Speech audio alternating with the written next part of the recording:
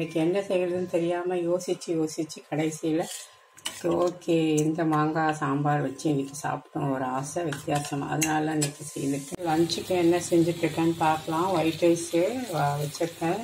அதுக்கப்புறம் பார்த்திங்கன்னா காஞ்ச மாங்காய், அதாவது ட்ரை மேங்கோன்னு சொல்லுவோம், அதை தான் இன்றைக்கி நான் சாம்பார் வச்சுருக்கேன். கொதிச்சுட்டு இன்னும் 2 நிமிஷம் கொதிக்கணும். ரொம்ப டேஸ்ட்டாக இருக்கும் இந்த சாம்பார். அடுத்து பார்த்திங்கன்னா வஞ்சரம் கருவாடு நான் வெங்காயம் போட்டு ஃப்ரை பண்ணியிருக்கேன்.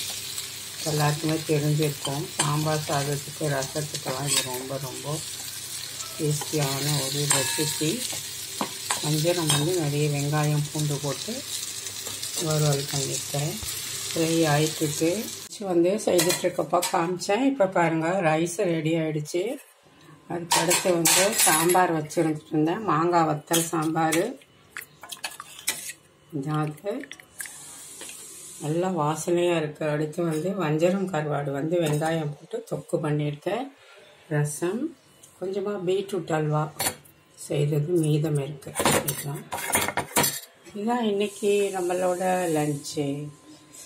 இன்றைக்கி என்ன செய்கிறதுன்னு தெரியாமல் யோசித்து கடைசியில் ஓகே இந்த மாங்காய் சாம்பார் வச்சு இன்றைக்கி சாப்பிட்டோம். ஒரு ஆசை வித்தியாசமாக, அதனால இன்றைக்கி செய்துட்டு நீங்களும் இந்த மாதிரி ட்ரை பண்ணி பாருங்கள். மாங்காய் வத்தல் வச்சு சாம்பார், அதுக்கு கூட ரொம்ப சூப்பராக இருக்கும் இந்த கருவாடு. ட்ரை பண்ணி பாருங்கள். நம்ம இன்னொரு விலாகில் சந்திக்கலாம். அதுவரை நன்றி, வணக்கம்.